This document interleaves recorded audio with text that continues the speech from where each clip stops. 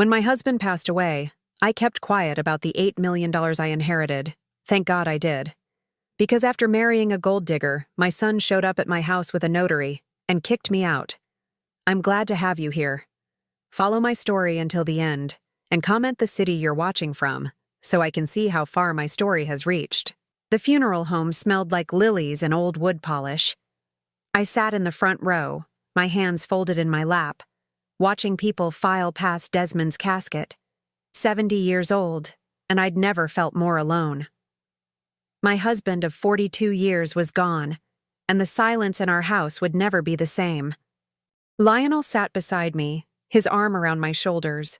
At 35, he still looked like the little boy who used to climb into our bed during thunderstorms, but something felt different about him lately. Maybe it was the woman sitting on his other side, Milani. She'd been dating my son for 8 months, and I couldn't shake the feeling that she was performing rather than grieving. Her black dress was designer, her tears perfectly timed, and she kept checking her phone during the service. When she thought no one was looking, I caught her eyes scanning the crowd, calculating something I couldn't quite understand. "Mom, you okay?" Lionel whispered, squeezing my hand. I nodded, though I wasn't. Nothing would be okay for a long time. 3 days later, I sat in Mr. Patterson's law office, still wearing the same black dress I'd worn to select Desmond's headstone. The lawyer shuffled through papers, his expression serious behind wire-rimmed glasses. "Mrs. Thompson, your husband was very thorough in his planning," he said, sliding a thick envelope across his mahogany desk. "The life insurance policies, the investments, the property holdings, everything is detailed here." My hands trembled as I opened the envelope. Desmond had always handled our finances. I knew we were comfortable, but I'd never paid attention to the specifics. The number at the bottom of the page made my breath catch. $8 million. "I'm sorry. There must be a mistake," I whispered, staring at the figure. Mr. Patterson smiled gently. "No mistake, Mrs. Thompson. Your husband was quite successful with his investments over the years. He wanted to ensure you'd be completely secure." I felt dizzy. $8 million. Desmond had never mentioned anything close to this amount. We'd lived modestly, saving for retirement, but this was beyond anything I'd imagined. "What do I need to do?" I asked, my voice barely audible. "Nothing immediately. The funds will be transferred to your account within the week. I'd recommend speaking with a financial advisor, but there's no rush." That evening, I sat in my empty kitchen, the legal documents spread across the table where Desmond and I had shared thousands of meals. The house felt too big, too quiet. I picked up my phone to call Lionel, then hesitated. Something stopped me.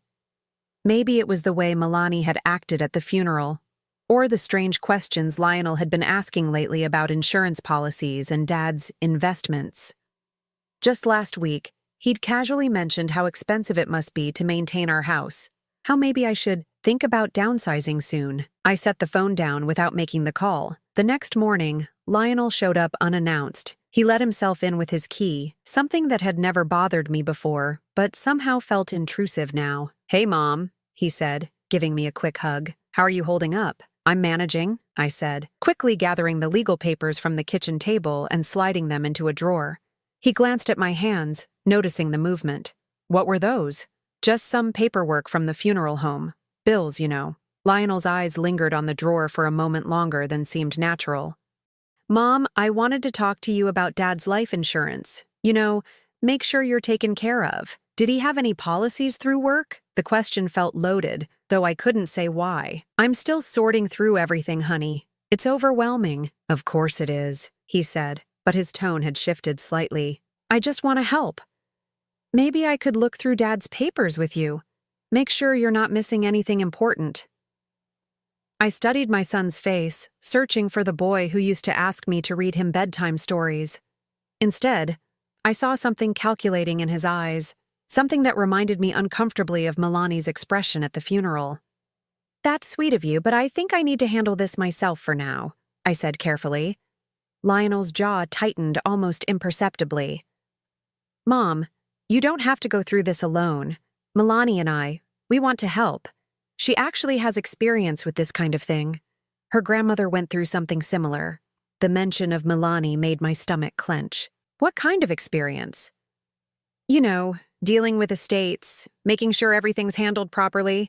She's really smart about financial stuff. I nodded, keeping my expression neutral. I'll keep that in mind. After he left, I sat in Desmond's old recliner, my heart pounding. My son had never shown interest in our finances before. He'd never offered to help with paperwork or asked about insurance policies.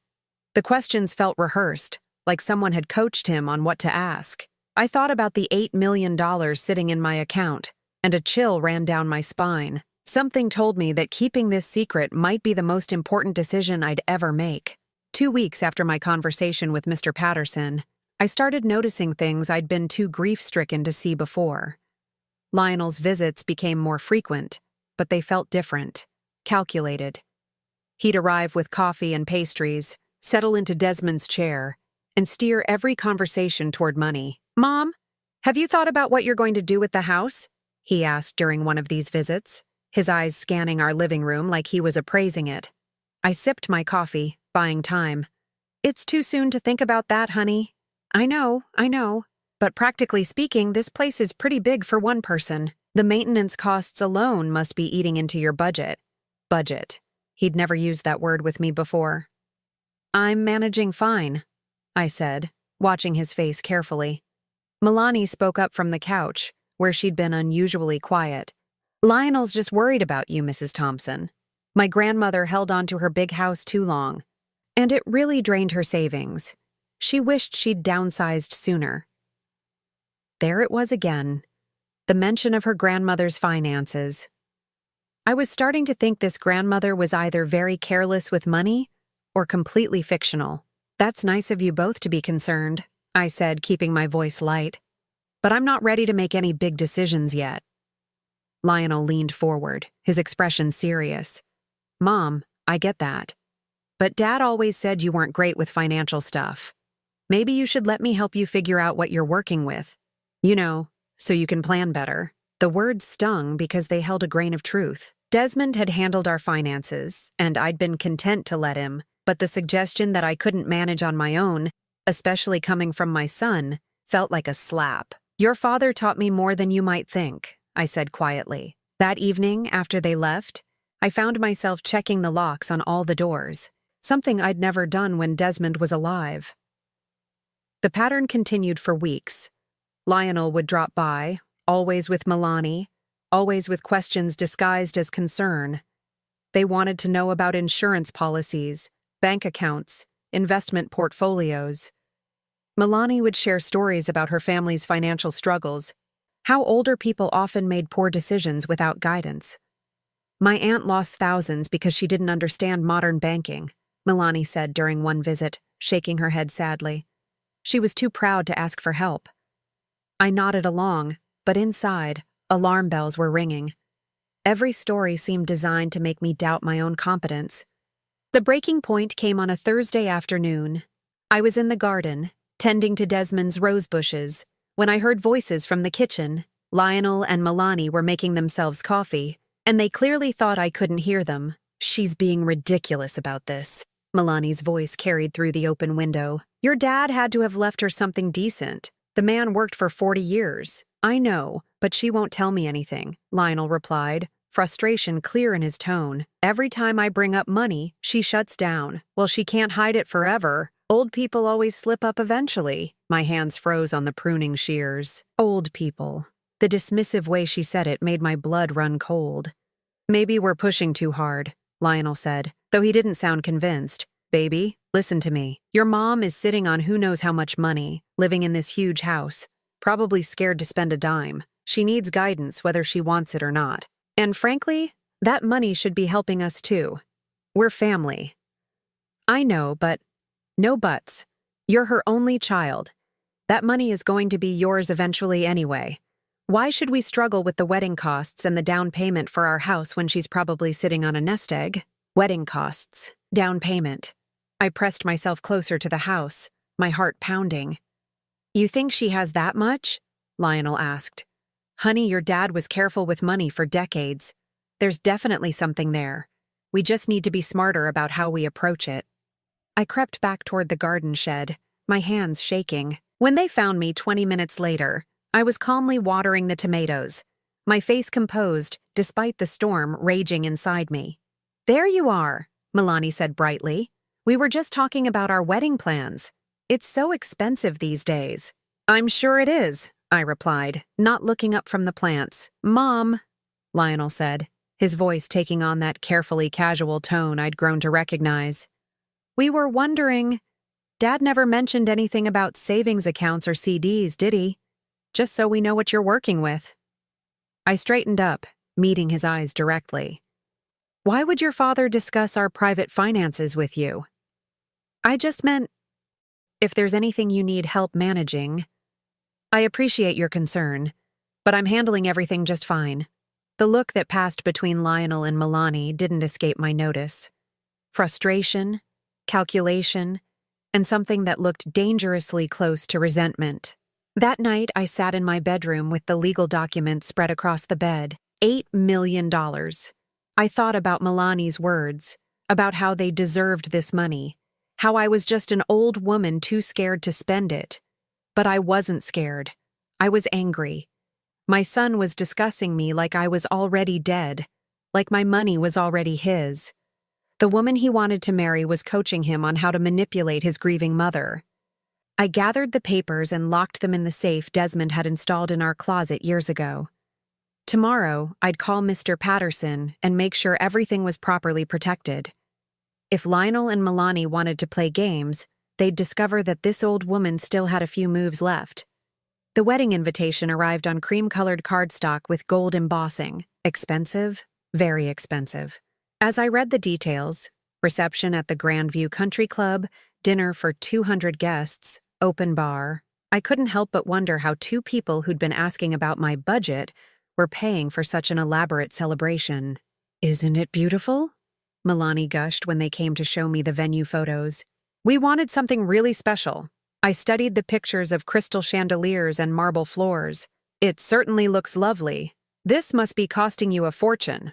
Lionel shifted uncomfortably. "We're managing. We got a good deal. Plus, it's a once-in-a-lifetime event," Milani added, her smile bright but her eyes calculating. "You can't put a price on memories." "Apparently, you could put a price on everything else, though." Over the next few weeks, the hints became less subtle. They needed money for the photographer, the flowers, the dress alterations. Each request came with a story about unexpected costs and broken payment plans. "The caterer is demanding an extra deposit," Lionel explained during one visit, his expression stressed. "Something about supply chain issues. We're short about $3,000. $3,000. Said so casually, like it was pocket change. "That's unfortunate," I said, continuing to fold laundry. "Mom, I know it's a lot to ask, but could you maybe help us out? Just this once. I'll pay you back after the honeymoon." I looked at my son, this man who'd never asked me for money before Milani entered his life. "I'm on a fixed income now, honey. I have to be careful." His jaw tightened. "But you must have something saved. Dad was always talking about being prepared for emergencies." "This isn't an emergency," I said quietly. "It's a choice." Milani's perfectly manicured hand touched Lionel's arm. "It's okay, baby. We'll figure something else out. Your mom has her own expenses to worry about." The words were understanding, but her tone carried an undercurrent of resentment that made my skin crawl. They did figure something else out. 2 days later, Lionel called to tell me they'd taken out a loan. "The interest rate is pretty high, but what choice did we have?" The guilt trip was expertly delivered, but I'd grown immune to their manipulations. The wedding day arrived with October sunshine and crisp autumn air. I wore my best navy dress and the pearl necklace Desmond had given me for our 25th anniversary. As I watched Lionel waiting at the altar, I tried to remember the last time I'd seen him genuinely happy, not performing happiness for Milani's benefit. Milani looked stunning in her elaborate gown, all smiles and tears as she walked down the aisle. But I noticed how her eyes kept drifting to the guests, cataloging who was there, who might be worth knowing. During the reception, I sat at a table with some of Desmond's old colleagues and their wives. The conversation was pleasant, full of memories and gentle condolences, but I couldn't shake the feeling that I was being watched. "Beautiful wedding," commented Mrs. Hartford, Desmond's former secretary. Though I have to say, it must have cost a pretty penny. Young people today don't seem to worry much about debt, added her husband. Different times, I suppose. I nodded, sipping my wine and observing the elaborate ice sculptures and five-tier cake. Different times indeed. Lionel and Milani made their rounds, thanking guests and posing for photos. When they reached my table, Milani's smile was particularly bright. Mrs. Thompson, you look absolutely lovely, she said, leaning down to kiss my cheek. Thank you so much for everything. Everything. I hadn't contributed a single dollar to this extravaganza, but somehow I was being thanked for everything. It's a beautiful celebration, I replied diplomatically. We're so grateful to have family who understands what's really important, Lionel added, his arm around his new wife's waist. Later, as the evening wound down, I found myself alone at my table while couples danced to romantic ballads. Milani approached, her veil removed and her hair slightly mussed from dancing. Having a good time? She asked, settling into the chair beside me. It's been lovely. You two seem very happy. We are. She paused, studying me with those calculating eyes. You know, Lionel and I have been talking about the future. We're hoping to buy a house soon, start a family. It's exciting but also terrifying. Financially speaking, I'm sure you'll work it out. We will, though it would be easier with some family support. She leaned closer, her voice dropping to a confidential whisper. I know you've been careful with your money since Desmond passed, but Lionel is your only child. Shouldn't his happiness be worth some investment? The audacity took my breath away. On her wedding day, paid for with borrowed money, she was asking me to fund their future. My son's happiness has always been my priority, I said carefully. But I believe young couples should build their own foundation. Milani's smile faltered slightly. Of course, though some foundations are easier to build than others. 2 weeks later, the thank you notes arrived. Mine was handwritten in Milani's perfect script. Thank you for your love and support as we begin this new chapter. We're so grateful to have you in our lives. Support. There was that word again. The calls started a month after the honeymoon. Always from Lionel, always with a crisis that required immediate financial assistance. The car needed repairs. Milani had a medical emergency. Their apartment's rent was being raised unexpectedly. Mom, I hate to ask, but we're really in a bind, became his standard opening line. I helped once with the car repairs, $500 that I knew I'd never see again. But it bought me something valuable. The confirmation that my instincts were right. The requests became more frequent, more urgent, always accompanied by stories of bad luck and unexpected expenses. When I started saying no, the tone of the calls changed. I don't understand why you're being so difficult, Lionel said during one particularly tense conversation. Dad would have helped us. Your father would have taught you to stand on your own feet, I replied. That's easy for you to say. You're sitting in a paid-off house with Dad's life insurance money. My blood ran cold. I'd never mentioned any insurance money. What makes you think there was life insurance? A pause. I just assumed, Dad was responsible about that kind of thing, but I heard the slip. The assumption that there was money to be had. Milani's coaching was becoming more obvious. After that call, I knew it was only a matter of time before they escalated their efforts. I just didn't know how far they'd be willing to go. 6 months after the wedding, they stopped asking and started demanding. It was a Tuesday morning when they arrived unannounced. I was in my garden, deadheading the roses Desmond had planted years ago, when I heard car doors slamming in my driveway. Through the fence, I could see Lionel's sedan and an unfamiliar silver BMW. Mom? Lionel called out as he let himself in through the back gate. We need to talk. Behind him walked Milani, dressed in a crisp business suit, and a middle-aged man carrying a leather briefcase. My stomach dropped even before Lionel made the introductions. This is Mr. Brennan, Lionel said, his voice unusually formal. He's a notary public. We've brought him here to help us with some important paperwork. I set down my gardening shears, wiping my hands on my apron. What kind of paperwork? Mr. Brennan stepped forward with a professional smile. Mrs. Thompson, I understand you need to update some legal documents. Your son has explained the situation. What situation? Milani moved closer, her expression concerned but somehow predatory. Rhonda, we've been doing some research about estate planning for seniors. Did you know that if something happens to you without proper documentation, the government could tie up your assets for years? The use of my first name instead of Mrs. Thompson felt deliberately intimate, like we were old friends discussing mutual concerns. I have a will, I said carefully.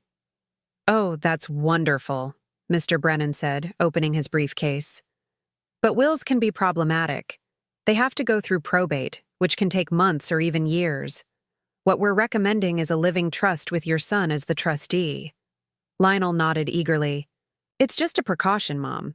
This way, if you ever get sick or, need help managing things, everything will already be set up. I looked at the papers Mr. Brennan was arranging on my patio table. Legal documents with official seals and dense paragraphs of text. I don't understand why this is so urgent. Well, Milani said, settling into one of my chairs as if she belonged there. We've been reading about elder financial abuse. It's terrible how strangers can take advantage of older people who don't have family protection in place. The irony was breathtaking. Here they were, warning me about financial abuse while orchestrating exactly that. These documents would give Lionel power of attorney, Mr. Brennan explained. He could manage your finances, make decisions about your care, handle all the complicated legal matters. It would take such a burden off your shoulders. Burden. As if managing my own life was too much for my elderly brain to handle. I appreciate your concern, I said slowly. But I'm not ready to sign anything today. Lionel's face darkened. Mom, we're trying to help you. Do you realize how complicated your financial situation could become if you don't plan properly? What financial situation? I asked, testing them. Whatever Dad left you, he said impatiently. The house, savings, insurance policies. You can't just ignore these things. Milani leaned forward, her voice soft and persuasive. Rhonda, I know this seems overwhelming. When my grandmother went through this, she was scared too. But having family handle these details gave her such peace of mind. The grandmother again. I was beginning to think Milani's entire family existed purely to provide cautionary tales. Mr. Brennan checked his watch. I do have other appointments this afternoon. If we could just review these documents quickly. I need time to think about this, I said firmly. Think about what? Lionel's patience was clearly running thin. Mom, this is basic estate planning. Every financial advisor would tell you the same thing. Then I'll speak to a financial advisor, my own financial advisor. Milani and Lionel exchanged a look that confirmed everything I'd suspected. This wasn't about protecting me. It was about gaining control of assets they assumed I had. Mrs. Thompson, Mr. Brennan said, his tone becoming more insistent. I understand your hesitation, but these documents are really quite standard. Your son has already covered the fees for my services today. Fees? Of course. They'd paid this man to come here and pressure me into signing away my independence. How much do you think I'm worth? I asked suddenly. The question hung in the air like a challenge. Lionel blinked, caught off guard. What? You're all so concerned about my financial situation. I'm curious what you think needs protecting. Mom, that's not... We just want to make sure you're covered. Covered for what? What exactly do you think your father left me? Milani jumped in, her voice smooth as silk. We're not trying to pry into your private affairs, Rhonda. We just know that Desmond was a careful man who provided well for his family. And you assume that provides well means a lot of money? We don't assume anything, Lionel said. But his eyes betrayed him. We just want to be responsible. I stood up, brushing dirt from my apron. I think you should all leave now. Mom, don't be stubborn about this. I'm not being stubborn. I'm being careful, which, as you pointed out, is something your father taught me. Mr. Brennan began gathering his papers, clearly uncomfortable with the tension. Perhaps we could reschedule when you've had time to consider. There won't be a reschedule, I said firmly. Milani's mask slipped for just a moment, and I saw the flash of anger beneath her concerned expression. Rhonda, you're making a mistake. Family is supposed to help each other. Yes, I agreed. They are. After they left, I sat in my kitchen with a cup of tea, my hands still trembling from the confrontation. They'd actually brought a notary to my home, had legal documents drawn up, and expected me to sign away control of my life without question. The scariest part was how plausible it all sounded. Elder financial protection, family trusteeship, legal safeguards. If I'd been a different kind of woman, or if I'd actually trusted them, I might have signed those papers. But I wasn't that woman, and I didn't trust them. That evening, I called Mr. Patterson. They did what? He asked when I finished explaining. Brought a notary and power of attorney papers. They want me to put Lionel in charge of everything. A long pause. Mrs. Thompson, I need to ask you directly. Have you told your son about your inheritance? No, and I'm glad I didn't. Good. Don't. And I think we need to discuss some additional protections for your assets. As I hung up the phone, I realized this was far from over. They'd tested the waters today and found them deeper than expected. Next time, they'd come with a different strategy. I just had to make sure I was ready for them. 3 weeks after the notary incident, they tried a different approach. This time, Lionel came alone. He arrived on a Sunday evening, looking haggard and desperate. His usually neat appearance was disheveled, wrinkled shirt, unshaven face, dark circles under his eyes. For a moment, my maternal instincts kicked in, and I almost forgot about everything that had happened. Mom, can I come in? I need to talk to you. I let him in, noticing how he avoided eye contact as he settled onto the couch where he'd played video games as a teenager. Where's Milani? I asked. At her sister's place. She doesn't know I'm here. He ran his hands through his hair, a gesture I remembered from his childhood when he'd broken something and was working up the courage to confess. What's wrong, Lionel? He was quiet for so long I thought he might not answer. When he finally spoke, his voice was barely above a whisper. We're in trouble, Mom. Real trouble. I sat down across from him, waiting. The wedding. The loans we took out.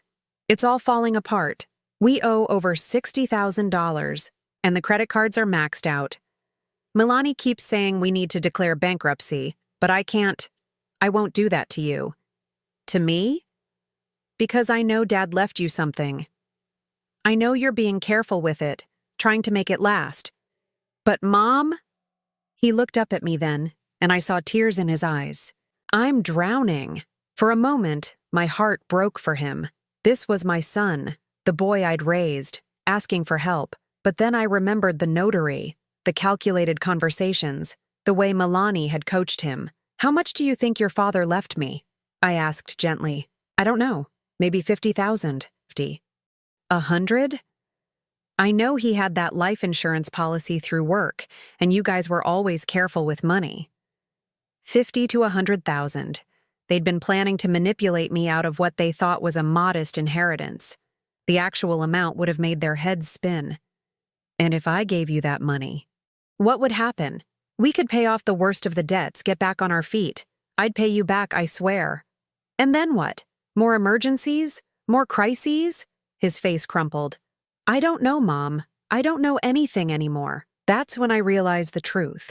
Lionel wasn't the mastermind behind this scheme. He was as much a victim as I was. Tell me about Milani, I said softly. What do you mean? Tell me how she talks about money, about me, about our family. Something in my tone must have warned him, because he straightened up, suddenly alert. Mom, what are you getting at? Just answer the question. He was quiet for a long moment, then sighed.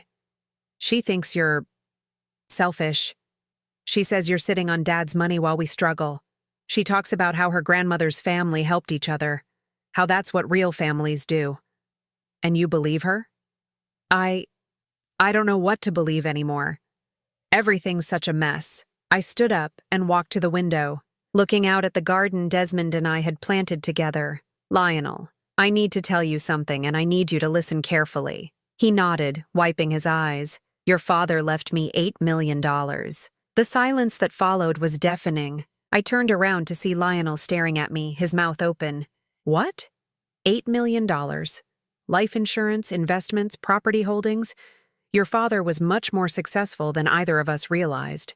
$8 million? He couldn't seem to process the number. "And I've never told you because I've been watching what this imaginary inheritance was doing to you. How it was changing you."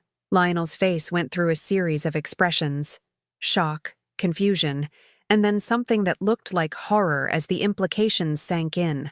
"The notary," he whispered. "The papers." "Yes. Oh God, Mom. Oh God, what have I done?" "You've been manipulated by a woman who saw dollar signs the moment she met you. But Lionel, you participated.